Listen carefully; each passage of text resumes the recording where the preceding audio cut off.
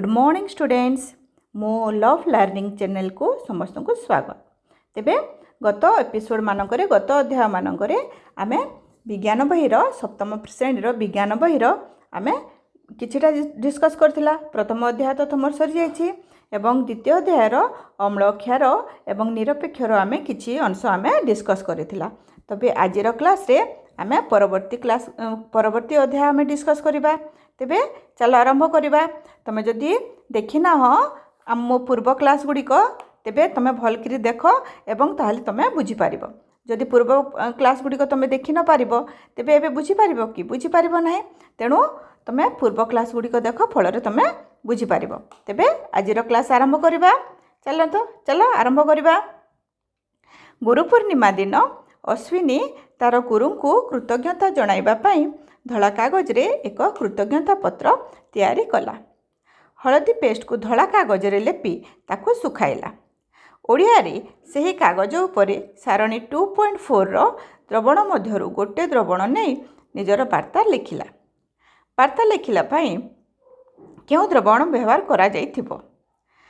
शिक्षक तार वैज्ञानिक धारणर सृजनात्मक प्रयोग को प्रशंसा कले। अम्ल और क्षारक मध्यरे केतेक पदार्थ मध्यरे सेमानक गंध परिवर्तन होता है। सेगुड़ी को प्राणसूचक पदार्थ कह जाए। आस सेगुड़ी को अन्वेषण करिबा। कार्य 2.6 आस अनुसंधान करिबा। गोटे पार्श्वरे किछि परिष्कार कटा पियाज निय और यह सहित किछि परिष्कार कपड़ा बा फिल्टर कागज निय। पात्रटी को भल भाव बंद करी गोटे राति रख। परदिन सकाळु से पात्रटी को खोली सेथिरु 2 खंड कपड़ा बा कागज नहीं तार गंध को परीक्षा कर। से 2 खंड कागज को परिष्कार चट्टाण उपरे रखी दियो। गोटे खंड कागज उपरे केते टोपा तेंतुली पानी और अन्य खंड उपरे केते टोपा बेकिंग सोडा द्रवण पकाओ जेमिति कि पूरा कपड़ा खंड बा कागज खंड उपरे खेले हेजिबो। तार गंध को पुणी परीक्षा कर। हल्दी पानी और बेकिंग सोडा द्रवण पकेवा पूर्वरु ओ परे गंधरे किछि परिवर्तन लक्ष्य करूछ कि? तुमे अनुध्यान करी लिपिबद्ध कर।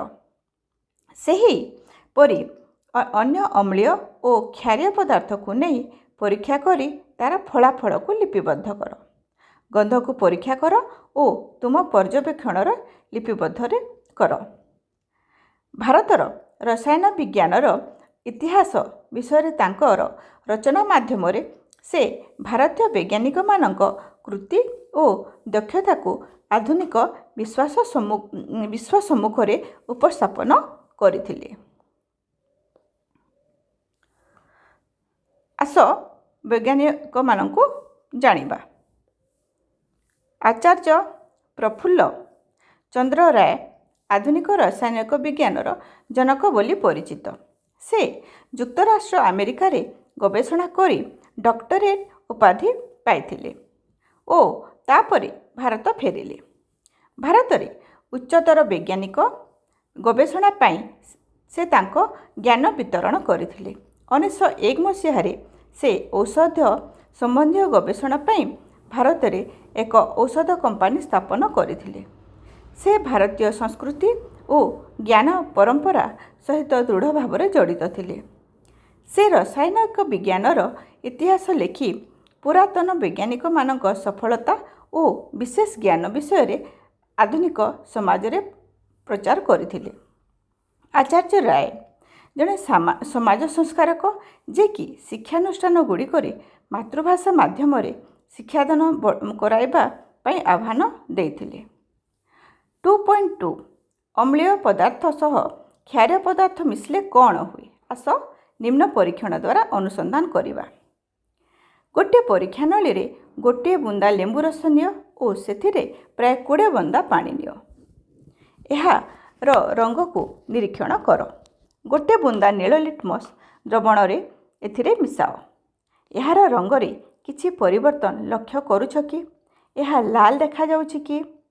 ड्रपर साहाय्य परीक्षा नली भितर को धीरे धीरे बुंदा बुंदा करी चून पानी पकाओ ओ परीक्षा नलीटी को वृत्ताकार गति रे ଜଳଭଉଁରୀ ଭଳି ଘୂରାଅ। ଏବେ ତୁମେ କ'ଣ ଲକ୍ଷ୍ୟ କରୁଛ? ଦ୍ରବଣରେ ରଙ୍ଗରେ କିଛି ପରିବର୍ତ୍ତନ ହେଉଛି କି?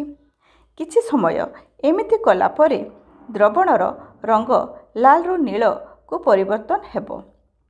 ପୁଣି ସେ ପରୀକ୍ଷାନଳୀ ଭିତରକୁ ଗୋଟିଏ ବୁନ୍ଦା ଲେମ୍ବୁ ରସ ପକାଅ। ତୁମେ କହିପାରିବ କି କାହିଁକି ଏହି ରଙ୍ଗ ପରିବର୍ତ୍ତନ ହୋଇଥାଏ? ପ୍ରାରମ୍ଭରେ ଯେତେବେଳେ ଲେମ୍ବୁ ରସରେ ନୀଳ ଲିଟମସ୍ ଦ୍ରବଣ ମିଶାଗଲା ସେତେବେଳେ ଦ୍ରବଣର ରଙ୍ଗ ଲାଲ ହୋଇଗଲା। ଚୂନ ପାଣି ମିଶାଇଲା ପରେ ଦ୍ରବଣ ରଙ୍ଗ ନୀଳ ହୋଇଗଲା। ଏଥିରୁ ଜଣାଗଲା ଯେ ପରୀକ୍ଷାନଳୀରେ ଥିବା ଦ୍ରବଣ ଆଦୌ ଅମ୍ଳୀୟ ନଥିଲା। ଚୂନ ପାଣି ମିଶାଇବା ଦ୍ୱାରା ଏହାର ପ୍ରଭାବରେ ଅମ୍ଳ ପ୍ରଶମିତ ହୋଇଗଲା। ଯଦି ଅମ୍ଳୀୟ ଦ୍ରବଣକୁ କ୍ଷାରୀୟ ଦ୍ରବଣ ସହ ଯଥେଷ୍ଟ ପରିମାଣରେ ମିଶାଯାଏ ତେବେ ମିଶ୍ରିତ ଦ୍ରବଣର ପ୍ରକୃତି ଅମ୍ଳୀୟ ନୁହେଁ କି କ୍ଷାରୀୟ ନୁହେଁ। ଉକ୍ତ ଦ୍ରବଣଟି ପ୍ରଶମିତ ବା ନିରପେକ୍ଷ ପଦାର୍ଥ। ଏହି ପ୍ରତିକ୍ରିୟାକୁ ନିରପେକ୍ଷୀକରଣ ପ୍ରତିକ୍ରିୟା କୁହାଯାଏ। ଏକ ନିରପେକ୍ଷୀକରଣ ପ୍ରତିକ୍ରିୟାରେ ଉତ୍ତାପର ବର୍ତ୍ତମାନ ସହ ଲୁଣ ଓ ଜଳ ଉତ୍ପନ୍ନ ହୁଏ। ଅମ୍ଳ ଯୋଗ କ୍ଷାରକରେ ସୃଷ୍ଟି ହୋଇଥାଏ ଲୁଣ, ଜଳ ଏବଂ ତାପ। ଦୈନନ୍ଦିନ ଜୀବନରେ ଅନେକ ଉଦାହରଣ ଅଛି ଯାହାକୁ ତୁମେ ନିରପେକ୍ଷୀକରଣ ପ୍ରତିକ୍ରିୟାରେ ପ୍ରୟୋଗ ଦେଖିପାରିବ। ଆସ ଖୋଜିବା। ଦୈନନ୍ଦିନ ଜୀବନର ନିରପେକ୍ଷୀକରଣ। ପରିସ୍ଥିତି 1। କୀର୍ତ୍ତି ବଗିଚାରେ ବସିଥିଲା। ଗଛଗଣ୍ଡି ଉପରେ ବସି ଏକ ପ୍ରଜାପତିକୁ ହାତରେ ଧରି ପର୍ଯ୍ୟବେକ୍ଷଣ କରୁଥିଲା। ତତ୍କ୍ଷଣାତ୍ ଏକ ନାଲି ପିମ୍ପୁଡ଼ି ତାକୁ କାମୁଡ଼ି ଦେଲା। ତାର ଚର୍ମ ନାଲି ପଡ଼ିଗଲା ଓ ଯନ୍ତ୍ରଣା ଦେଲା। କୀର୍ତ୍ତିର ଭାଇ ପିମ୍ପୁଡ଼ି କାମୁଡ଼ିଥିବା ଜାଗାରେ ବେକିଂ ସୋଡ଼ା ବୋଳିଦେଲେ। ଏହାପରେ ସେ ଯନ୍ତ୍ରଣାମୁକ୍ତ ହେଲା। ଏହାର କାରଣ ବିଷୟରେ କିଛି ଚିନ୍ତା କରୁଛ? ଯେତେବେଳେ ପିମ୍ପୁଡ଼ି କାମୁଡ଼େ ସେତେବେଳେ ସେ ଜାଗାରେ ଅମ୍ଳୀୟ ପଦାର୍ଥ ଚର୍ମ ଭିତରକୁ ଛାଡ଼ିଦିଏ। ବେକିଂ ସୋଡ଼ା କ୍ଷାରକ ହୋଇଥିବାରୁ ଏହାକୁ ଘଷିବା ଫଳରେ ଅମ୍ଳର ପ୍ରଭାବକୁ ନିରପେକ୍ଷୀକରଣ ଦ୍ୱାରା ପ୍ରଶମିତ କରାଯାଇପାରିଲା।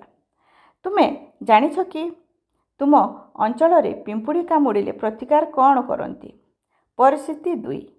କୃଷକମାନଙ୍କ ପୋର୍ଟାଲ କୃଷି ସହଯୋଗ କୃଷକ କଲ୍ୟାଣ ବିଭାଗର ଅନଲାଇନ୍ ପ୍ଲାଟଫର୍ମରେ ଜଣେ କୃଷକଙ୍କର ଜିଜ୍ଞାସା ଥିଲା, ମୁଁ ଗଛଗୁଡ଼ିକ ଆଜିକାଲି ଭଲରେ ବଢ଼ିପାରୁନାହାନ୍ତି।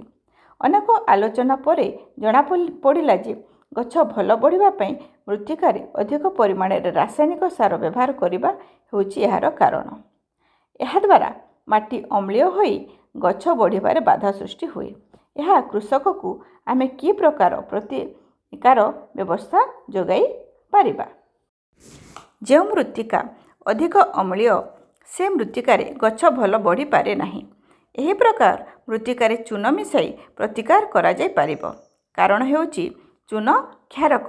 ଯଦି ମୃତ୍ତିକା କ୍ଷାରୀୟ ହୋଇଥାଏ ତେବେ ତା'ର ପ୍ରତିକାର ପାଇଁ ଜୈବିକ ଖତ ଓ ଗଛର ପତ୍ରକୁ ପ୍ରସ୍ତୁତ କମ୍ପୋଷ୍ଟକୁ ମାଟିରେ ମିଶାଇବା।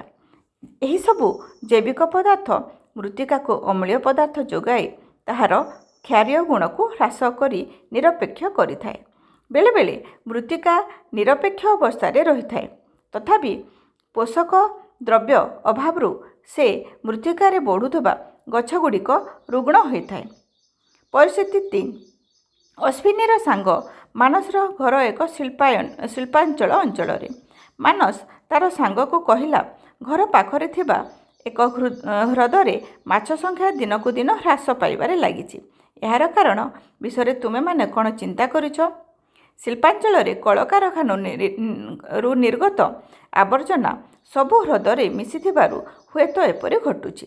ଯଦି କଳକାରଖାନାରୁ ନିର୍ଗତ ଆବର୍ଜନା ଅମ୍ଳୀୟ ତେବେ କ'ଣ କଲେ ମାଛମାନେ ନିରାପଦରେ ବଢ଼ିପାରିବେ? ଆବର୍ଜନାଗୁଡ଼ିକୁ ହ୍ରଦକୁ ଛାଡ଼ିବା ପୂର୍ବରୁ ସେଗୁଡ଼ିକୁ କ୍ଷାରୀୟ ପଦାର୍ଥ ଦ୍ୱାରା ନିରପେକ୍ଷୀକରଣ କରି ଛାଡ଼ିବା ଉଚିତ। ଆସ ପୁନରାବୃତ୍ତି କରିବା। ମହେଶ ଓ ଜ୍ୟୋତି ଧରିଥିବା ଧଳା କାଗଜ ଉପରେ କିଛି ତରଳ ପଦାର୍ଥ ସିଞ୍ଚନ କରିବା ଫଳରେ ତା ଉପରେ ଲେଖା ହୋଇଗଲା, ବିସ୍ମୟକର ବିଜ୍ଞାନ ଜଗତକୁ ସ୍ୱାଗତ। ବର୍ତ୍ତମାନ ତୁମେମାନେ ଏହାର କାରଣ ବୁଝାଇ ପାରିବ କି? ଧଳା କାଗଜ ଉପରେ ସିଞ୍ଚନ ହୋଇଥିବା ହଳଦୀ ଦ୍ରବଣ ବା ହଳଦୀ ପାଣି ଲେଖିଥିବା ସାବୁନ ଦ୍ରବଣ ବ୍ୟବହାର କରାଯାଇଥିବା ଏହାର ସମ୍ଭାବିତ କାରଣ ବୋଲି ତୁମେମାନେ ଚିନ୍ତା କରୁଛ କି? ତେବେ ଆମେ ଏଥିରୁ କ'ଣ ଜାଣିଲା? ଆମ ଚାରିପାଖରେ ଥିବା ପଦାର୍ଥ ଗୁଡ଼ିକୁ ଅମ୍ଳୀୟ, କ୍ଷାରୀୟ ଓ ନିରପେକ୍ଷ ପଦାର୍ଥ ଭାବରେ ଶ୍ରେଣୀଭୁକ୍ତ କରିପାରିବା। ଲାଇକେନ୍, ଲାଲ ଗୋଲାପ, ଲାଲ ମନ୍ଦାର, ଗୋଲାପୀ କୋବି ଓ ହଳଦୀ ଇତ୍ୟାଦିର ରସ ପଦାର୍ଥର ପ୍ରକୃତି ଜାଣିବା ପାଇଁ ବ୍ୟବହାର କରାଯାଇପାରିବ। ଅମ୍ଳୀୟ ଓ କ୍ଷାରୀୟ ପଦାର୍ଥର ରଙ୍ଗ ସୂଚାଉଥିବା ପଦାର୍ଥକୁ ଅମ୍ଳ କ୍ଷାର ସୂଚକ ବୋଲି କୁହାଯାଏ। ଅମ୍ଳ ନୀଳ ଲିଟମସକୁ ଲାଲ କରିଦିଏ ଓ କ୍ଷାରକ ଲାଲ ଲିଟମସକୁ ନୀଳ କରିଦିଏ। ଲାଲ ଗୋଲାପର ରସ ଅମ୍ଳୀୟ ଦ୍ରବଣରେ ଲାଲ ରଙ୍ଗ ଓ କ୍ଷାରୀୟ ଦ୍ରବଣରେ ସବୁଜ ରଙ୍ଗ ପ୍ରଦର୍ଶନ କରିଥାଏ। ହଳଦିଆ ରଙ୍ଗ କ୍ଷାରୀୟ ପଦାର୍ଥରେ ଲାଲ ରଙ୍ଗ ହୁଏ, କିନ୍ତୁ ଅମ୍ଳୀୟ ଓ ନିରପେକ୍ଷ ପଦାର୍ଥରେ ଅପରିବର୍ତ୍ତିତ ରୁହେ। ଅମ୍ଳ ଓ କ୍ଷାର ପରସ୍ପରକୁ ନିରପେକ୍ଷ କରନ୍ତି ଓ ପ୍ରତିକ୍ରିୟାରେ ଲବଣ ଓ ଜଳ ସୃଷ୍ଟି ସହ ତାପ ଉତ୍ପନ୍ନ ହୁଏ। ନାଲି ପିମ୍ପୁଡ଼ି କାମୁଡ଼ିବା ଅମ୍ଳୀୟ ବା କ୍ଷାରୀୟ ପଦାର୍ଥର ପ୍ରତିକାର ଏବଂ ଶିଳ୍ପାଞ୍ଚଳ ଆବର୍ଜନା ଆଦି ସାଧାରଣ ଦୈନନ୍ଦିନ ସମସ୍ୟାଗୁଡ଼ିକ ନିରପେକ୍ଷୀକରଣ ଦ୍ୱାରା ସମାଧାନ ହୋଇପାରିବ। ଆସ ଆମ ଶିକ୍ଷଣ ଅଭିବୃଦ୍ଧି କରିବା। 1 ନମ୍ବରରେ ଅଛି ଏକ ଦ୍ରବଣ ଲାଲ ଲିଟମସ୍ କାଗଜକୁ ନୀଳ କରେ। ନିମ୍ନସ୍ଥ ଦ୍ରବଣ ଗୁଡ଼ିକୁ ମଧ୍ୟରୁ କେଉଁ ଦ୍ରବଣ ଅଧିକ ମିଶାଇଲେ ଲିଟମସ୍ ରଙ୍ଗ ପୁଣି ଲାଲ ହୋଇଯାଏ? ଅପସନରେ ଅଛି ଚୂନ ପାଣି, ଖାଇବା ସୋଡ଼ା, ଭିନେଗାର, ସାଧାରଣ ଲୁଣ ପାଣି। 2 ନମ୍ବରରେ ଅଛି ତୁମକୁ କ, ଖ, ଗ ନାମରେ 3ଟି ଅଜଣା ଦ୍ରବ୍ୟ ଦିଆଯିବ। କିଏ ଅମ୍ଳୀୟ, କିଏ କ୍ଷାରୀୟ ଓ କିଏ ନିରପେକ୍ଷ ତୁମେ ଜାଣିନାହଁ। ଦ୍ରବଣ କରେ ଲାଲ ଲିଟମସ୍ ଦ୍ରବଣ ମିଶାଇଲେ ତାହା ନୀଳ ହୁଏ। ଦ୍ରବଣ ଖରେ ଅଳ୍ପ କିଛି ବୁନ୍ଦା ହଳଦୀ ମିଶାଇଲେ ତାହା ଲାଲ ହୁଏ ଓ ଲାଲ ଗୋଲାପରୁ ପ୍ରସ୍ତୁତ ଦ୍ରବଣକୁ ଗରେ ମିଶାଇଲେ ତାହା ସବୁଜ ହୁଏ। ଉପରୋକ୍ତ ପରୀକ୍ଷଣରୁ ଦ୍ରବଣ କ, ଖ, ଗର ପ୍ରକୃତି ଜାଣିବା ପାଇଁ ନିମ୍ନସ୍ଥ କେଉଁ ଅନୁକ୍ରମଟି ଠିକ୍? ଅମ୍ଳୀୟ, ଅମ୍ଳୀୟ, ଅମ୍ଳୀୟ, ନିରପେକ୍ଷ, କ୍ଷାରୀୟ, କ୍ଷାରୀୟ, କ୍ଷାରୀୟ, କ୍ଷାରୀୟ, ଅମ୍ଳୀୟ, କ୍ଷାରୀୟ, କ୍ଷାରୀୟ, କ୍ଷାରୀୟ। ତେବେ ତୁମେ ପିଲାମାନେ ଏଇଟା ତୁମେ ବୁଝିବ। ଆମେ ପୁଣି ଆଉ ଥରେ ଡିସ୍କସ୍ କରିବା ହେଲା, ମୁଁ ଖାଲି ଏଇଟା ପଢ଼ି ଦେଉଛି। ତେବେ 3 ନମ୍ବରରେ ଅଛି ଚିତ୍ର ପଏଣ୍ଟ 2.13, 2.14 ଓ 2.15କୁ ପର୍ଯ୍ୟବେକ୍ଷଣ ଓ ବିଶ୍ଳେଷଣ କର, ଯେଉଁଥିରେ ଲାଲ ଗୋଲାପ ରସରୁ ପ୍ରସ୍ତୁତ କାଗଜପଟି ବ୍ୟବହାର କରାଯାଇଛି। ପ୍ରତି ପାତ୍ରରେ ଥିବା ଦ୍ରବଣର ପ୍ରକୃତିକୁ ନାମାଙ୍କିତ କର।